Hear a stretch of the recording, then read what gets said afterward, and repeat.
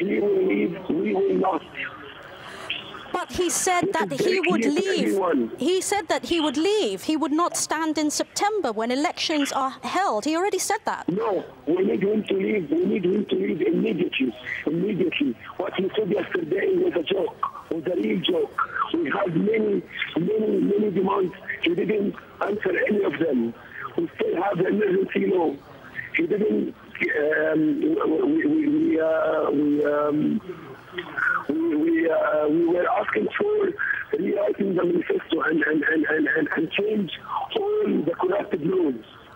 And we were asking for new government from all the national movements, and without anyone from the corrupted NDP. And he didn't do anything.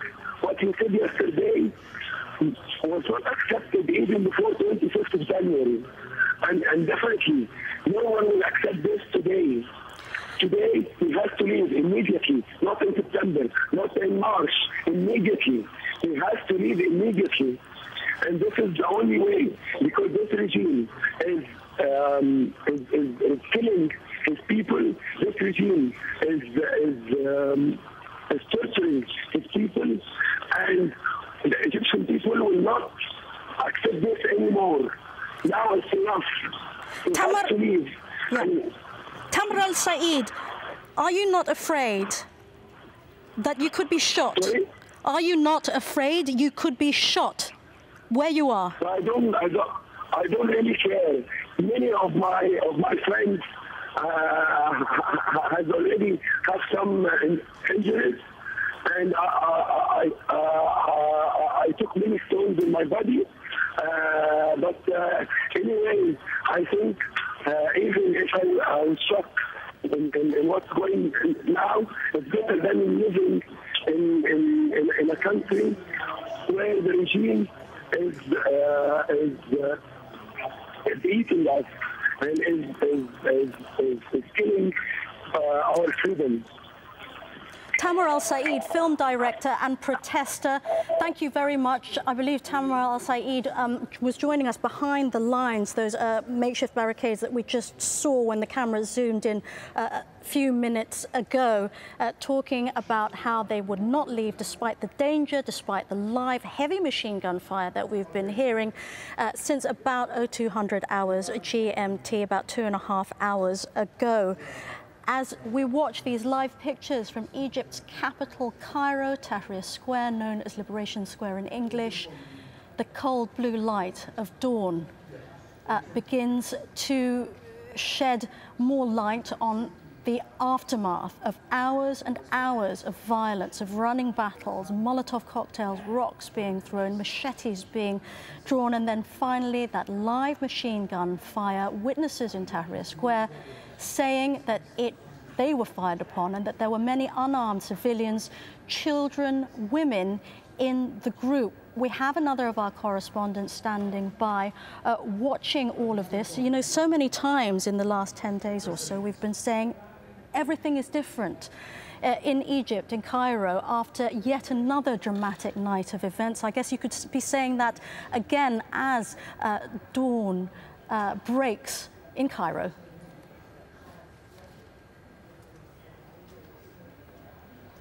Coming days. I think that's the fear here for many people. What is next?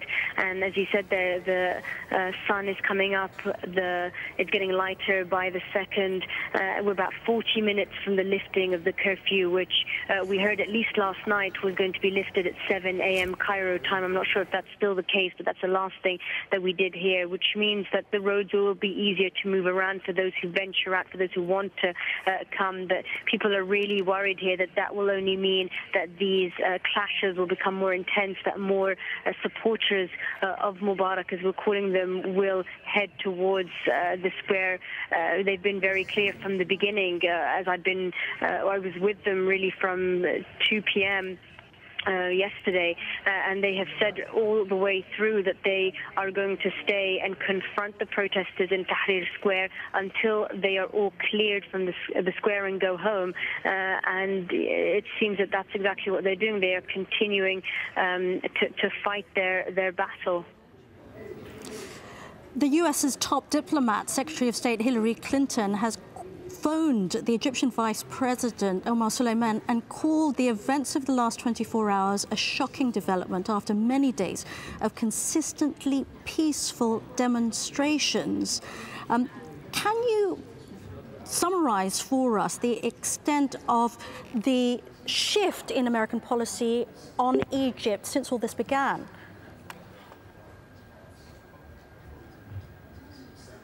Hello? Hello? Unfortunately, we seem to have lost that line with our reporter on the scene near Tahrir Square.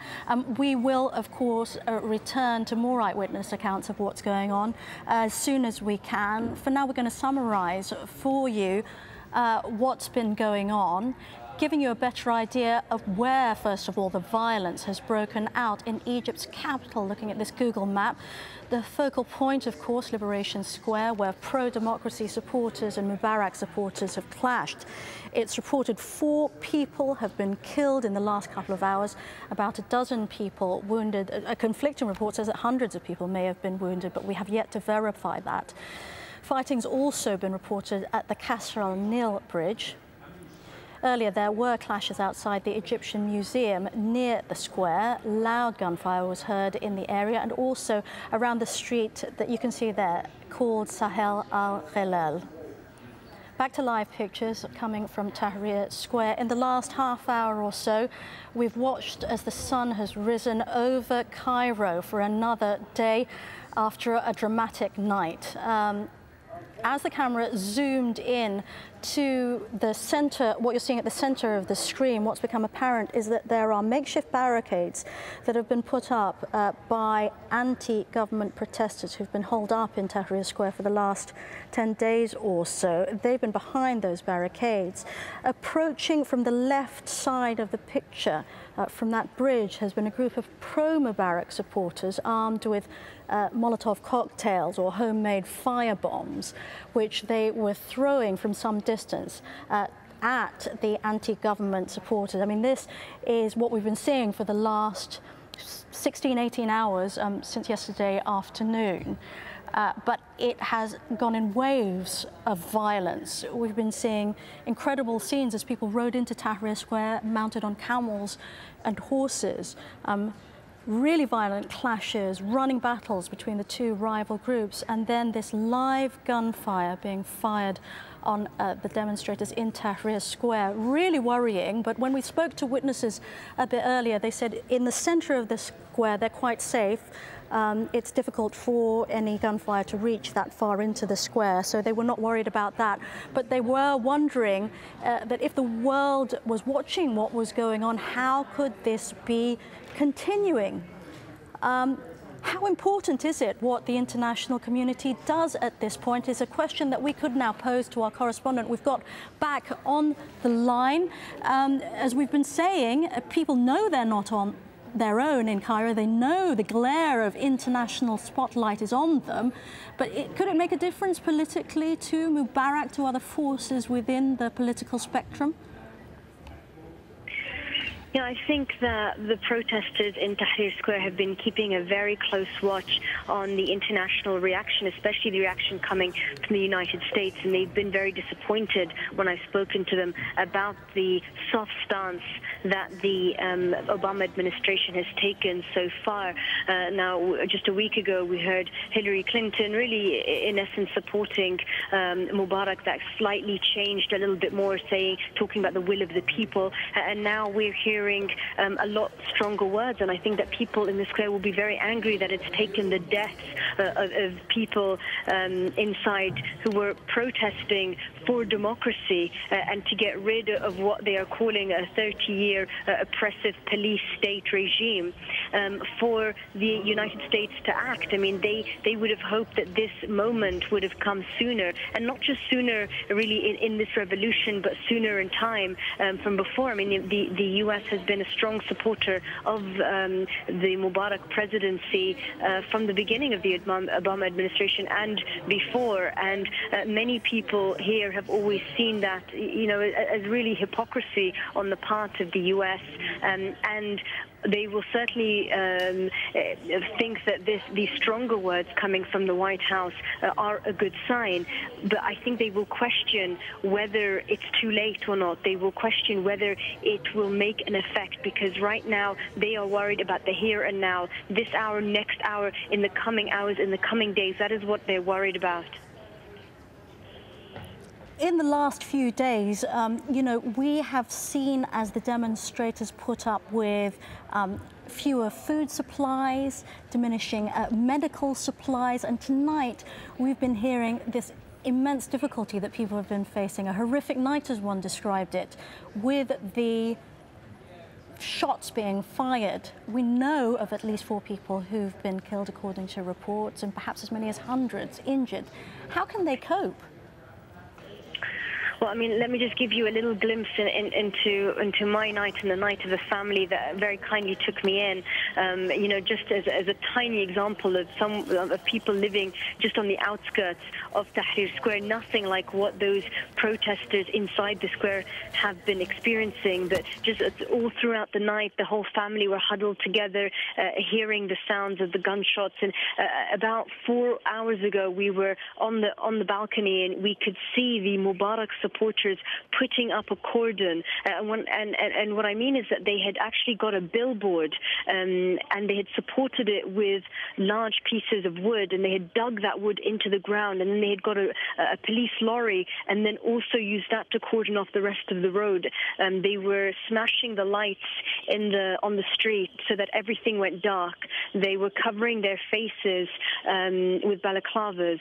They were making the makeshift bombs, the homemade bombs in the canisters in front of us. They were bringing hundreds of rocks and just placing them outside, and they were shouting to those people on the balcony, saying that there was going to be a battle here and bloodshed here in the coming hours, that they should clear out. It's completely terrifying for people here, and you really don't know what to do, because you know, you could see that they were going to start throwing these bombs towards the protesters. The protesters were going to start throwing them back, and there was going to be this kind of confrontation, yet you can't really leave, you can't really be on ground level.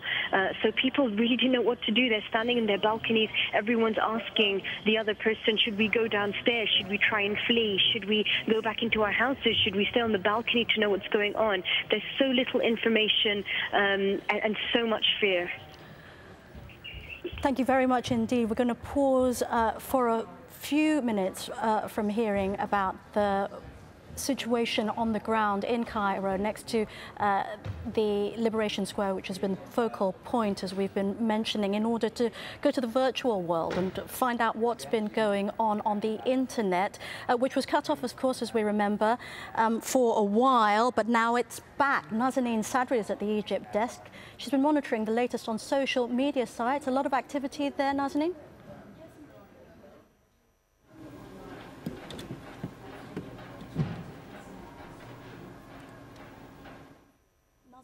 We had a problem there listening to you. I mean, I'm a Twitterati myself, and I know that there was a lot of activity there going on. We're trying to figure out the comms problem with Nazanin and get her back sorted out, but I can testify that there has been an enormous amount of interest in Al Jazeera correspondents and our reports from the ground. And my Twitter account was getting throttled because of the amount of interest that was going on. But this is the scene in the real world. As dawn breaks over Cairo, in Egypt's capital, incredibly shocking scenes that in a major cosmopolitan city, we've been seeing live gunfire. shooting out consistently for about 2 hours. Heavy machine gun fire. We're not talking about the occasional round here. It went on and on as we spoke to one person after another from different vantage points in the square. What we understood is that there were two areas in which gunfire was being heard.